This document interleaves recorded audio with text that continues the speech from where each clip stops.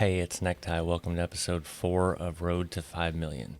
In this episode, we take a special transport delivery down to Sierra Vista, Arizona. But first, I'd like to clarify something in episode 3. There was a part where I was driving down the interstate at night, and I said I wasn't talking much because I was concentrating, but I didn't say why I was concentrating. So I'm going to do that now.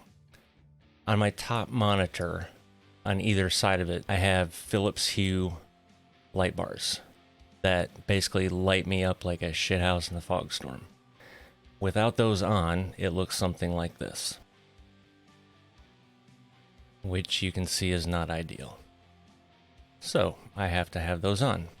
And when I do that, it is similar to as if you were driving down the interstate or a two-lane highway basically, and every car you meet had their high beams on and didn't shut them off. As clear as the road was in the video, it was not that clear to me. I could basically see my headlights and that was it.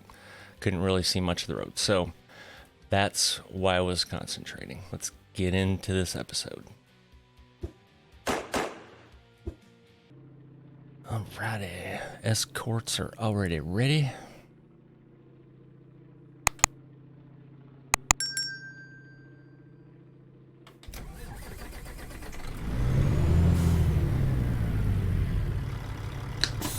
Break off.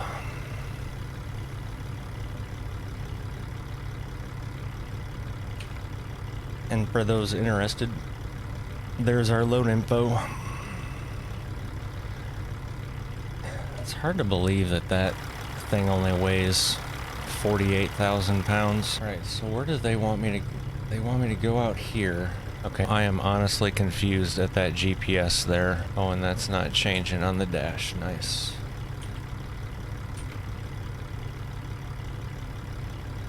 Okay, so I gotta go left.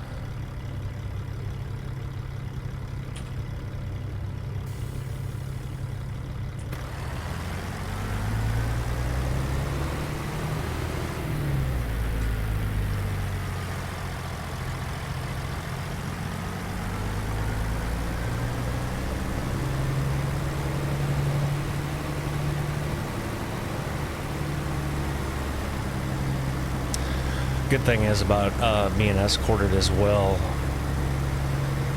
we don't stop at stop signs, traffic signals.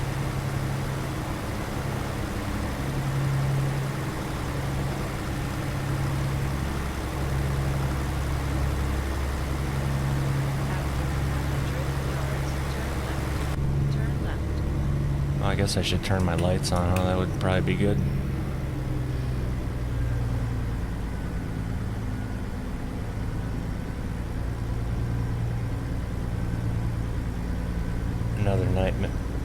Another night drive. Yay.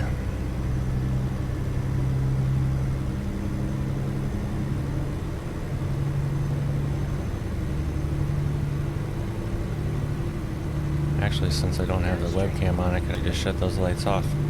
Oh wow, that's much better. And again, if you guys would prefer to see the webcam looking at my ugly ass down in the left-hand corner, I don't know who the hell would want to, but if you do, let me know in the comments and I can put it back up there.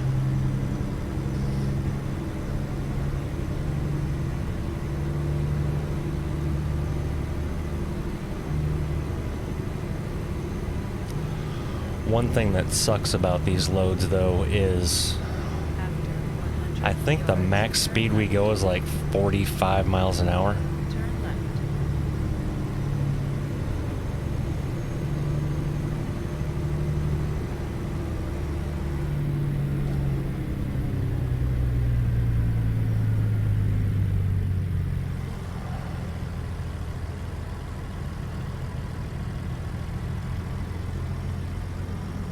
How are we doing? After 50 yards, turn right. Alright, we're good. Turn right. Oh, and we're turning right there. Well, I guess I need to button hook this. That's what this form of turn is called, is a button hook when you swing out wide like that.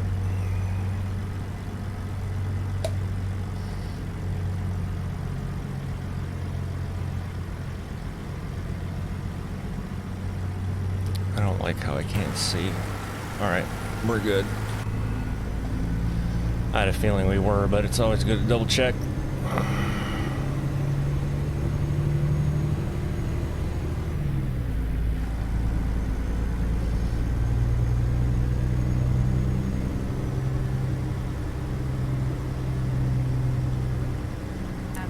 How far am I hanging over that sidewalk? Okay. Come over left a little so I don't hit this guardrail.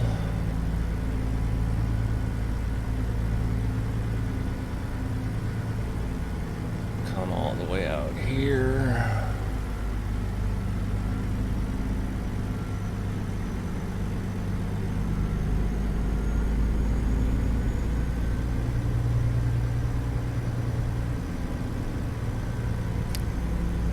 I would have to say my most favorite loads are oversize.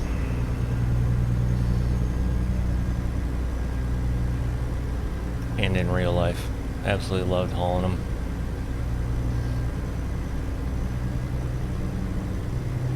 Keep left. Although I never had an escorted one, Go straight. now that I think about it. Go straight. When I was on the John Deere account, basically hauling, well, the cotton pickers, the combines, sprayers, all of those were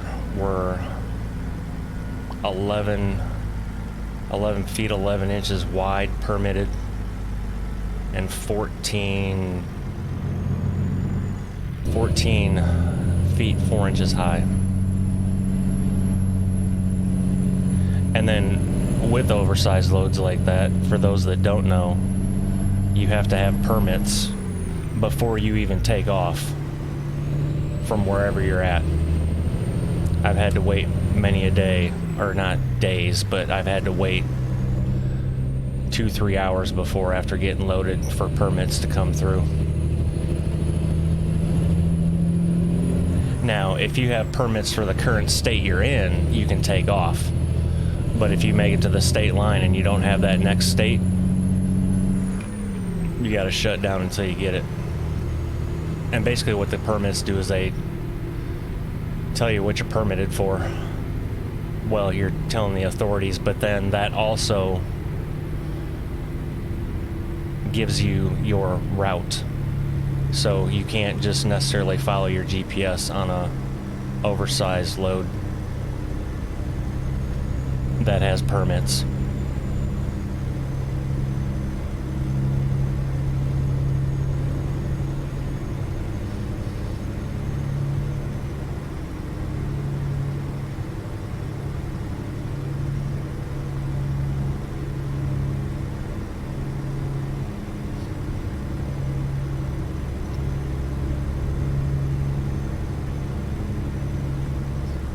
And then also, if you're oversized, and let's say, for instance, that you come up on a scale that has pre-pass and you get the green light, but as you get closer, the scale's open, your green light doesn't matter. You still have to go in, because you'll roll across the scales, and then you'll have to pull around back and take in your permits and all your paperwork.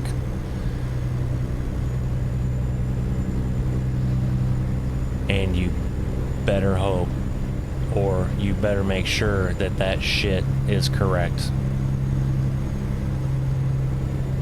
Because if it's not, it gets expensive real quick. Fortunately, I never had to deal with that.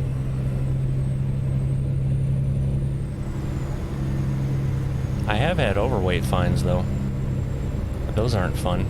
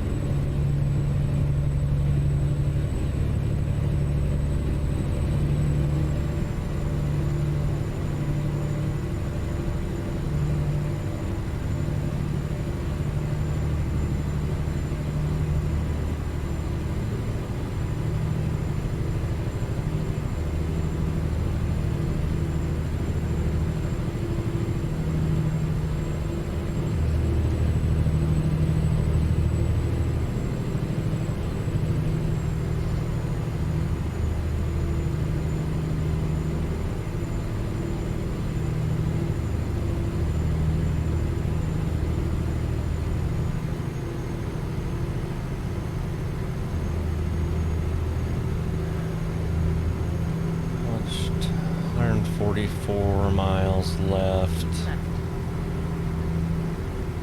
I was just thinking about, I probably do have time. So, for those wondering, I've mentioned, obviously, that I was just talking about that I've hauled oversized loads, but I actually started with Swift, and some people probably watching this are laughing and giggling and whatever. I mean, that's fine.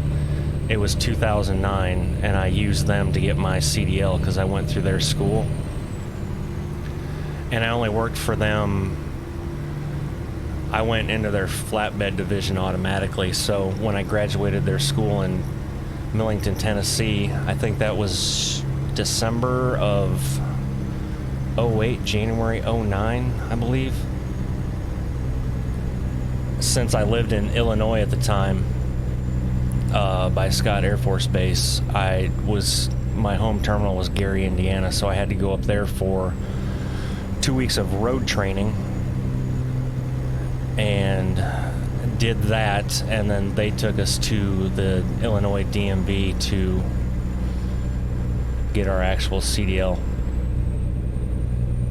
And then once that happened, I got put with a trainer, and I was only with my first trainer for a week and a half, I think, because we were down in Arizona, and he managed to back into another truck in a truck stop as he was trying to park. So they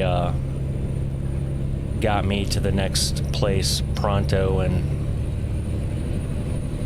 were trying to find me a trainer, and then a owner-operator volunteered to take me. And that was probably the best thing ever, because he was awesome. And part of the reason why I was only a company driver with Swift for 6 months, and then I bought my own truck. Well, I leased it through them, which was dumb, but I didn't know any better.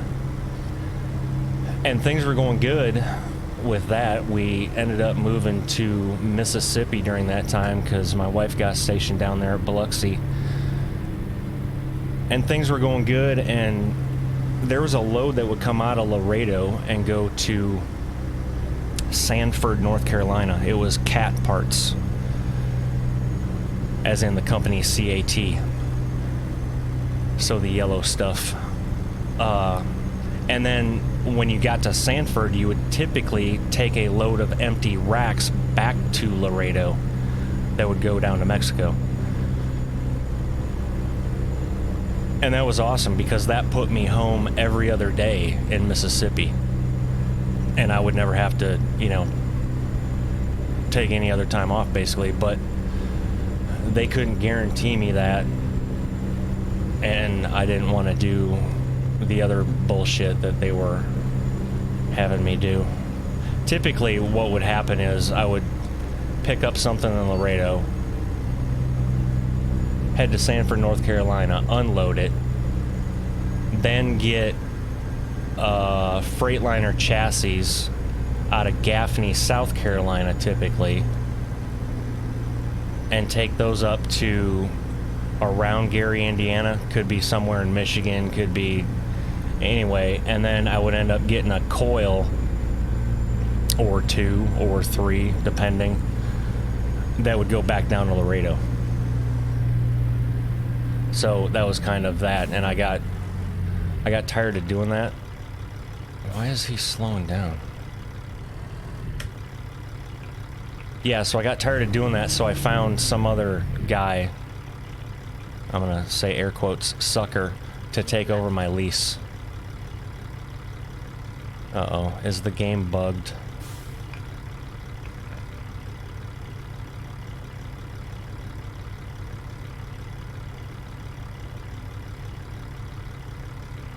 I think we just hit a bug in the game.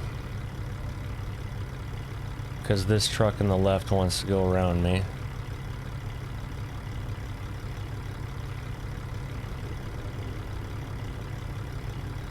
And we're supposed to keep left, but this guy isn't going, so... Okay.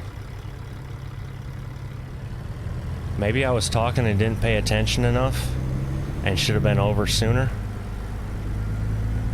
I don't think so, though. I think they're supposed to move over first. Anyway, back to the story. Because I know you just are sitting on pins and needles waiting to hear the rest of this shit. So, after I left Swift,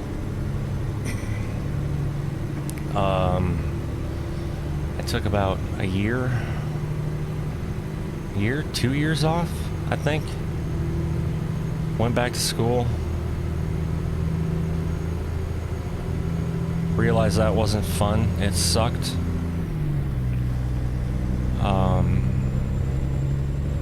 Which going back to college after being in the military it's rough. But anyway. So I wanted to go back driving, and I remember when I was with Swift, I would always see these black and chrome trucks hauling stuff because it was a flatbed company, and it was TMC out of Des Moines, Iowa. So I applied with them, got hired, and I had to go through their orientation. Well, it doesn't matter. You have to go through every trucking company's orientation, but I didn't have to go out and do the road training. Since I had prior experience, I basically just had to prove I could drive a truck and back a truck up. And then I still had to go out with a trainer, though, because I hadn't been doing flatbed work for 2 years. So I had to go through all that again, and then I did just general over-the-road freight for probably a year with them, I think, and then I took a test to become a member of their safety team, and shortly after that is when I moved over to their specialized division, which is basically their John Deere account.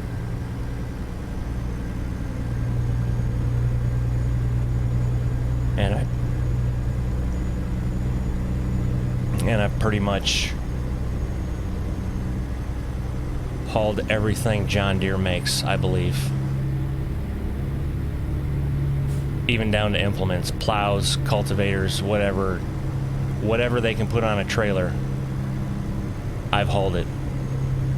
And it's all come from the factory, so when I say I've hauled a plow, I haven't hauled one that you like see in a field, because that's not how they come from the factory.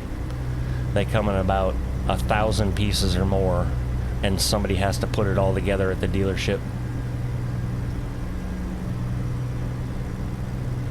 Took a lot of sprayers from Des Moines to Dundalk, Maryland, to the port. A couple times a year we had to take cotton pickers down to Galveston, Texas, to the port. And then another part of the year we took cotton pickers to Tacoma, Washington, to the port.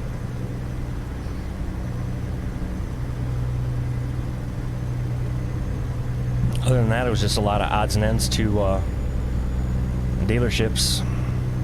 And then if we were out somewhere, you know, if you hauled to a dealership and say, I don't know, Mississippi, because I actually took a sprayer to Mississippi before, you would get something back, whether it was just general flatbed freight or something to get back to Iowa.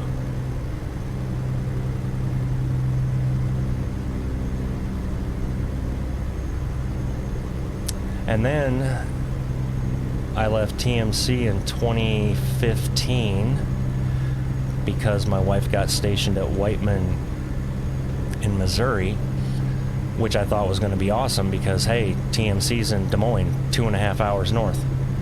Yeah, well, for like 2 frickin' months, they had me run around every damn state that bordered Missouri, and I didn't even enter Missouri. So I had a buddy of mine, oddly enough, my trainer at TMC, had moved to Transport America. And I was talking to him one day, and he's like, hey, there was a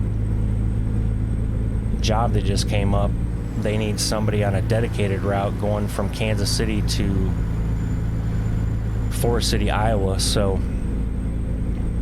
I called them the next morning, put in my application. They came back later that afternoon and said, when can you start? And I said, well, as soon as I get off the phone with you, I'm calling my fleet leader and telling him as soon as I get this lumber off in Oklahoma, I'm taking to the truck to our terminal in Joplin, and I'm done. And that's what I did. I unloaded that lumber that morning in Oklahoma. I called my wife and I said, hey, can you drive down to Joplin and pick me up? And she hopped in the vehicle, came down, I cleaned out my truck, and I started with Transport America. I think it was a week later, 2 weeks later. And then I ran that dedicated route for 3M. I pick up in Forest City, Iowa, and bring it down to our terminal in Kansas City. And then there were guys that would take it from there down to Dallas. So I just did the, oh look, Transport America truck up there at the stoplight. I would just pick up in Forest City and drive down to Kansas City, turn around, go back up to Forest City, get ready for the next day's load, and come back. So I would leave the house Sunday morning about 6 a.m.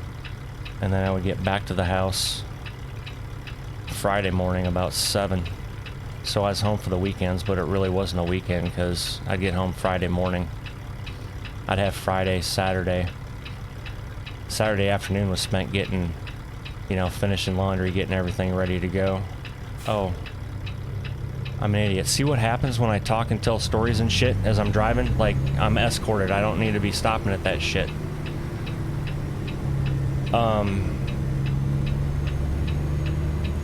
Yeah, so then in 6 months of doing that, I realized that I could make way more damn money if I was an owner-operator. So I asked them if I became an owner-operator, if I could stay on this account. And they said they had to talk to their finance department and all that stuff, and lo and behold, I got approved. They said, yep. And then the other guy that was running that route with me was one of those that couldn't pass a truck stop without stopping and was having a problem getting loads where they need to be on time. And I mean, it's a 5-hour drive, literally a 5-hour drive, and the guy couldn't go 5 hours without having to stop at every truck stop. So they basically removed him from the account, and I told my fleet leader, I was like, you don't need to find anybody else, I can do it myself. And they're like, there's no way you can do that. And I was like, yeah, I can. Because I already had it all figured out in my head that I could do it. Because I was governed at 67 as an owner-operator.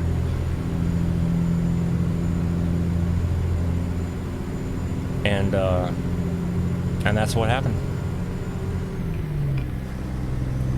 So from about the middle of 2016 through September 21, I did that. I finished the lease on one truck, and I was actually going to keep that truck, but I was having too many problems with it. It was getting too expensive it was getting more expensive to maintain than it was to keep it. So I got a brand new truck, and then COVID hit and all that crap, and CFI merged with Transport America and that whole shit show thing. I didn't like their pay plan for owner-operators, and lucky for me, I was able to take advantage of COVID and the truck shortage, and I went to the Freightliner dealer and said, would you guys like to buy my truck? And it was the Freightliner dealer that did all of my services in Forest City.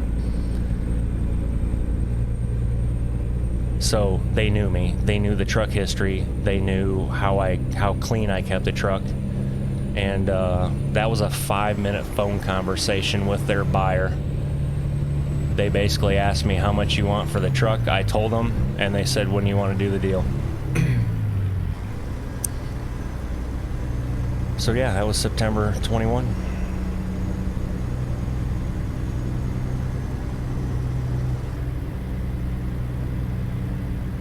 And now I do this to keep my sanity, basically. Well, that's not the only thing I do.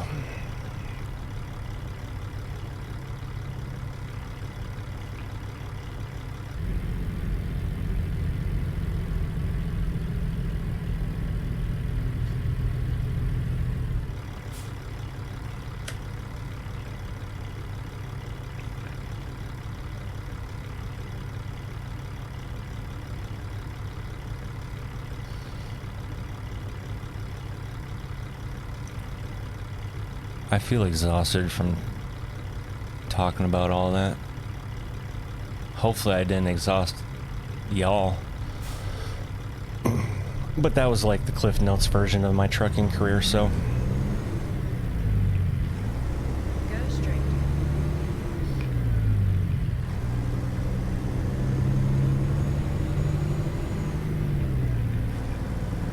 And if, as with anything, if y'all have any questions, or want me to clarify something or expand on something, drop it down in the comments. Happy to explain. And even if you're, I don't know, younger, whatever, you're thinking about getting into trucking, ask the questions.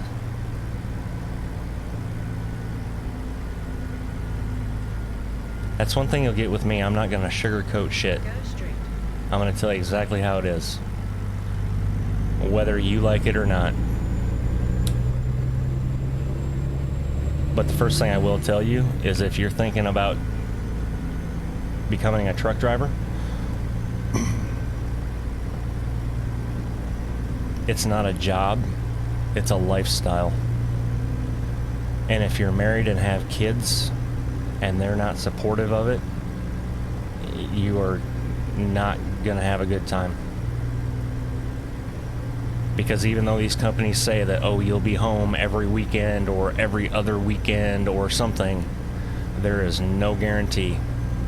And that first time you have to call home to the wife and say, hey, I'm not going to make it home, and she gets pissed. Guess how many of those phone calls happen before you're no longer driving a truck? Same thing goes with the ladies. I mean, there's a shit ton of ladies out there driving trucks now.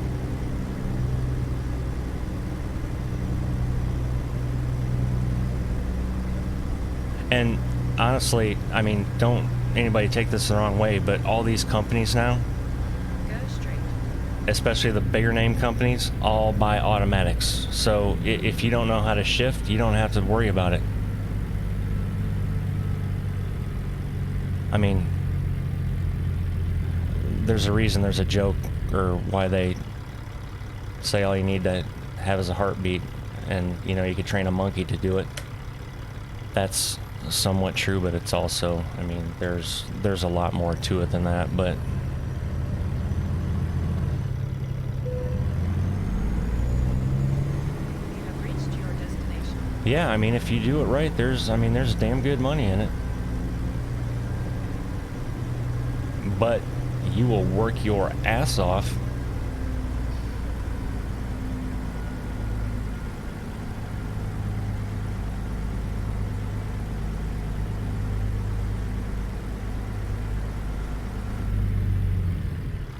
And most of these, if you're wondering about this, why this seems so easy, even though I have it on skilled parking, or actually, oh, I have to select. I forgot I had that. So let me select because I'm in the lines.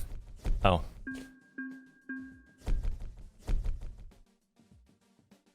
I didn't see the lines go green, so. Again, that's what happens when I'm talking, doing shit. I get sidetracked. Oh, we leveled up again. I didn't even notice that. All right, do we want...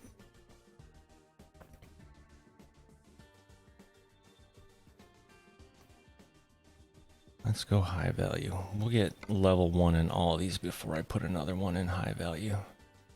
I mean, another one in long distance. Ooh, and another email. Ooh, we can help you grow. Uh-oh, look at that. My credit limit has been raised to 500,000. I'm telling you, I've had no one has commented.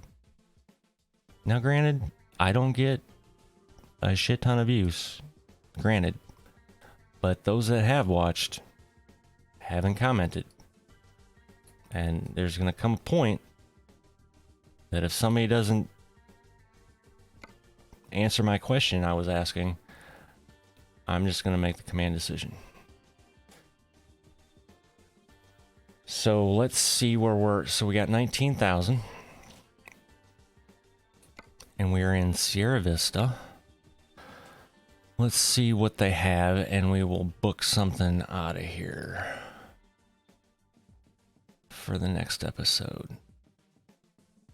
And I'm going to be honest. When I'm looking at these loads right now, I really don't give a shit about what they pay. I'm looking at the truck more. For example, like this. I hate those trucks. Not going to drive it. W900, I can do that.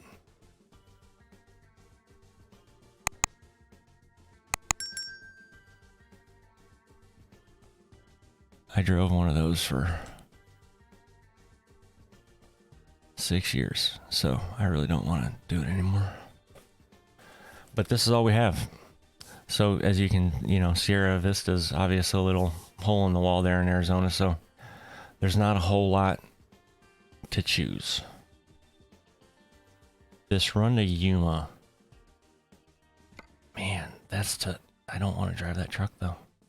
Sorry, I'm just not gonna freaking do it.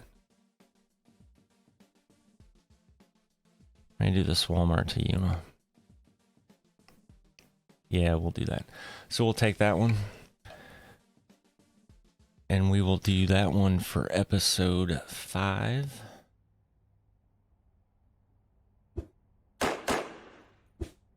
All right, ladies and gentlemen, with that concludes episode 4. I appreciate you watching. And again, if you have any questions, comments, whatever it is, drop it down in the comments and I will answer them, give you my opinion, tell you to go. Anyway, I won't do that. Well, depending on how you ask the question, I may or may not. But anyway, y'all take care now.